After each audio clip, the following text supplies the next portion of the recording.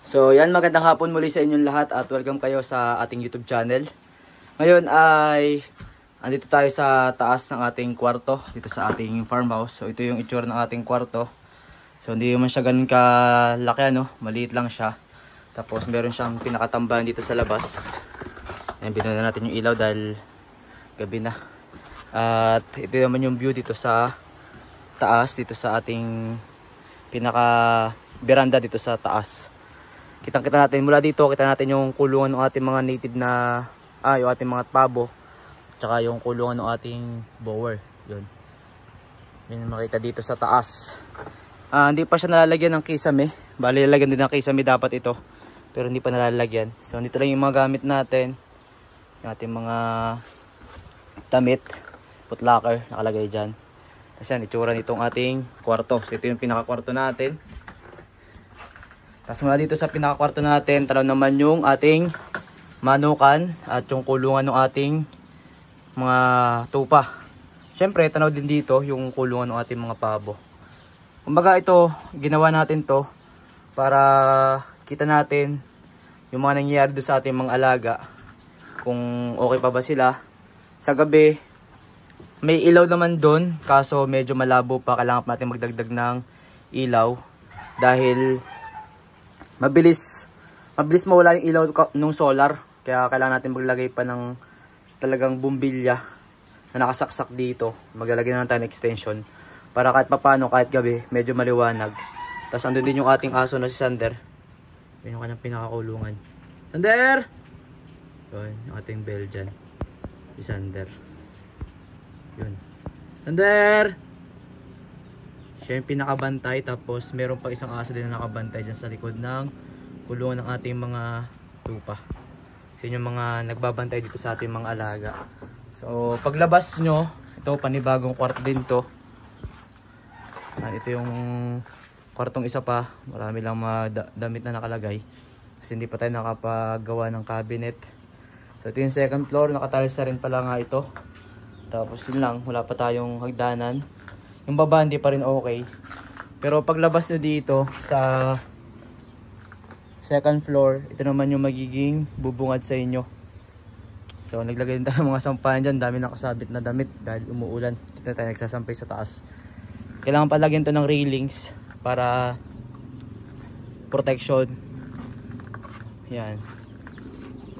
Ng mga gamit pa dito. Marami pang kailangan linisin.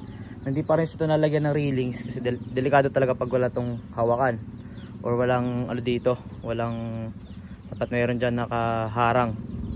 Tapos din tayo maglalagay ng hagdanan para exit papunta dito sa second floor. Paglabas may secondary exit tayo, may pangalawa tayong dadaanan, hindi lang yung sa entrance or sa baba, dapat dito rin sa labas meron tayong daanan. So dito tayo maglalagay ng hagdanan, may abang na naman dyan punta doon. Tapos dito nga pala yung CR natin, meron tayong CR second floor. So dito mas tanaw natin yung mga alaga nating mga manok, yung mga alaga nating mga hayop. So ito yung view dito sa taas. Tapos dito naman yung ating wifi. Yan, hindi ko lang alam kung kita nyo. So tinaasan na natin yung wifi natin dahil mahina yung signal dahil nalalampasan na siya nitong durian, puno ng durian. Kaya minabuti natin na itaas yung ating wifi upang sa ganun ay makasagap siya ng mas malakas na signal. Yan, ito yung itsura dito sa taas. Yan, pag ito naayos, asarap talaga magkape dito, sarap tumambay. May abang na rin naman yan para lagyan ng pinakahawakan niya dito. Kasi delikado to sa bata. Kapag may mga bata tayong pupunta dito, napakadelikado. Yung kailangan pa nating utay-utay natin dito sa ating farmhouse. Tapos itong kalaparan mula dito, tanaw na tanaw naman yung bundok ng halcon. Hindi lang makita ngayon dahil tatakloban ng ulap. Yung ulap. Yung ating motor nasa baba. Dito plano ko maglagay dito ng kubo, pinakatambayan. Kapag meron tayong mga bisita, pwede sila dyan tumambay. Tapos dito plano ko maglagay ng basketball court, kahit mga half court, mga shooting lang. So yun yung mga plano pa natin dito sa ating farmhouse. Itong bubong na napawid, papalitan na natin yan ng yero kapag tayo ay nagkapera. Kasi medyo nabubulok na rin yung kanyang bubong. You know? Nabubulok na rin yung kanyang pinakapawid. Medyo naka-stand talaga. Kung mapapansin nyo, sobrang slant nyan. Kaya nasa 2 taon, I think 3 taon na rin tong pawid na to. Pero hindi, pwede pa naman siya. Pero pag nagkapera nga tayo, papalitan natin ng yero para mas magandang tingnan. So ngayon, punta naman tayo sa baba. Tutur ko naman kayo dun sa baba. Ito nga pala yung CR natin. Ayan, CR natin. Dalawang CR to. Liguan. Tapos ito yung pinaka CR natin. Yan yung tsura nitong ating farmhouse. Hindi pa rin ayos itong kisame. So tour ko naman kayo sa baba.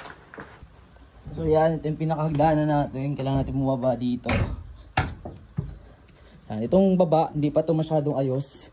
Ito yung pinakakusina natin. Lababo. Tapos ito yung pinakatanggapan ng bisita natin. So ito, nakatiles na siya. Tapos meron na tayong upuan dito. Yung kisame, medyo ayusin pa. Hindi pa nalalagyan yung halos itong part na to. Pero yung ibang part naman ay meron na. Naka-jalousie tayo na salamin. Yan, para mas maliwanag. So ito yung itsura ng ating tangga. Ito na yung pinakatanggapan natin kapag meron tayong bisita. Yan. Tapos dito plan natin maglagay ng aparador, lagay ng damit or something dito. Kasi ito plano namin kapag nagkaroon pa ng budget, maglalagay tayo ng panibagong kwarto dito. Extension, panibagong kwarto. Tapos ito yung magiging pinto natin, hindi pa nilalagay. Tapos dito tayo nagigiling ng ating mga kumpay pansamantala. So yan, sisimulan na rin yung paglalagay ng kisame dyan. Tsaka dito, maglalagay tayo ng kisame dyan. Ito yung pinaka-terrace natin. Yan, so ito yung itsura ng ating farmhouse. Hindi pa siya masyadong ayos talaga. Marami pa tayong kailangang ilagay. Marami pa tayong kailangang malaki pa yung mga gastos natin sigurado dito. Ito, pipinturahan pa rin to. Hindi ko lang sure kung nag-iisip pa ako ng magandang ipintura dito.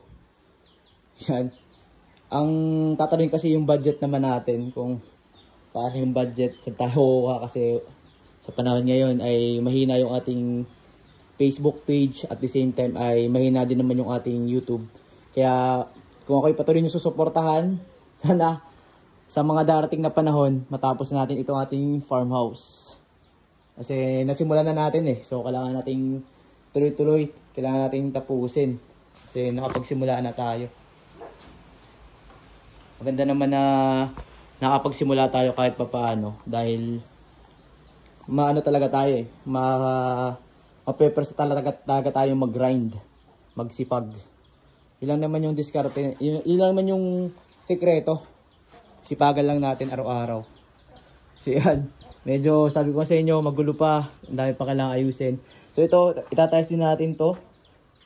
Ang budget ko dito sa ano ay siguro nasa mga 10k kasama na yung CR. Ito nga pala yung pinaka-CR. May CR rin tayo dito. So ito sa taas, isang liguan tapos isang pinaka-CR talaga. Yan. Yan yung ating kailangan pang tapusin at trinatrabaho natin ngayon. Kailangan nating sipagan pa. Ito may lagay na siya ng jalousie. Ito naman ay sliding window. Ilagay natin dyan. Tapos dito sa labas, maglalagay din tayo ng isa pang lutuan, parang dirty kitchen. Ito yung magiging dirty kitchen natin. Ito yung pinaka lutuan natin gamit ang uling o kaya kahoy. So yan, yung itsura nitong ating farmhouse. Hindi lang ako makalabas dahil umuulan. Yung ating mga alagang manok. Mamaya ay magkapatukan na rin tayo nitong ating mga alagang manok. Dahil hapon na. Yung ating mga alagang manok, tataba. Ang tataba dahil sagana sila sa patuka, pero sagad na yung ating bulsa. Nauubos lang sa patuka at saka sa kanilang mga gamot. Yun yung ating mga pinagkakagustuhan dito sa ating farm. So masaya naman. Kahit pa paano naman, di ko naman tinatanggi na may kinikita tayo sa pagbablog. Na wala tayong kinikita sa pagbablog, meron naman kahit pa paano. Pero yun nga lang din, halos sambutin lang din yung gastusin dito sa ating mga hayop. So ito yung ating motor na isa, ito yung ating unang motor, ito yung ating isang motor na ADB.